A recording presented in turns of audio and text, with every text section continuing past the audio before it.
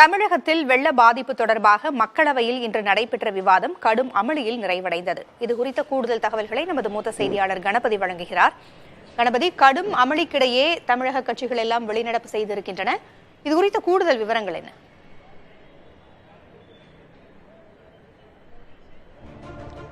தமிழகத்திலே சமீபத்தில் ஏற்பட்ட புயல் மற்றும் வெள்ள பாதிப்புகளுக்கு போதிய நிவாரணம் வழங்கப்படவில்லை என வலியுறுத்தி மத்திய அரசு கூடுதல் நிவாரணம் வழங்க வேண்டும், நிதி ஒதுக்கீடு செய்ய வேண்டும் என தமிழகத்தைச் சேர்ந்த நாடாளுமன்ற உறுப்பினர்கள் இன்று மக்களவையிலே கேள்வி எழுப்பிக் கொண்டிருந்தார்கள். அந்த வகையிலே முதலிலே திமுகவைச் சேர்ந்த ராசா கேள்விகளை எழுப்பினார். அதற்கு மத்திய அமைச்சர் நித்யானந்த் ராய் மாநில பேரிடர் நிவாரண நிதியிலே 2000 கோடி ரூபாய் பணம் இருக்கிறது, அதை தமிழக அரசு பயன்படுத்திக் கொள்ள வேண்டும் என தெரிவித்தார். இதைத் தொடர்ந்து மதிமுகவைச் சேர்ந்த கணேசமூர்த்தி மத்திய அரசு குழு நேரில் பார்வையிட்ட பிறகுதான் நிதி ஒதுக்கீடு செய்யப்படும், நிவாரணம் வழங்கப்படும் என்ற நடைமுறை இருக்கிறது. இது மிகவும் சிக்கலாக இருப்பதால் இதை மாற்ற வேண்டும் என்று வலியுறுத்தினார்.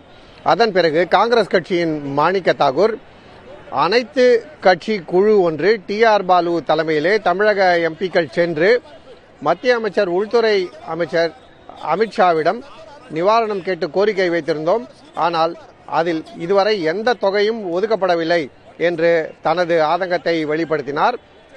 தமிழகத்தைச் சேர்ந்த அனைத்து நாடாளுமன்ற உறுப்பினர்களுமே தமிழ்நாடு வஞ்சிக்கப்படுகிறது என்ற கருத்தை வலியுறுத்தினார்கள். இந்த சமயத்திலே திமுகவின் நாடாளுமன்ற குழு தலைவர் TR பாலு பேச அனுமதி அளிக்கப்பட்டது.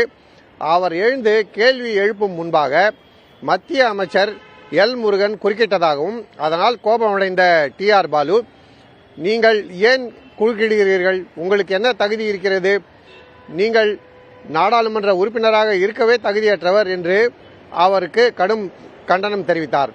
உடனடியாக பாரதிய ஜனதா கட்சியை சேர்ந்த நாடாளுமன்ற உறுப்பினர்கள் மற்றும் அமைச்சர்கள், நீங்கள் எப்படி எங்களுடைய நாடாளுமன்ற உறுப்பினரை இப்படி விமர்சிக்கலாம், அவர் தலித் சமூகத்தை சேர்ந்தவர், தலித் சமூகத்தை சேர்ந்தவரை இப்படி TR பாலு விமர்சிக்கலாமா, அவர் மன்னிப்பு கேட்க வேண்டும் என கடும் முழக்கம் எழுப்பினார்கள்.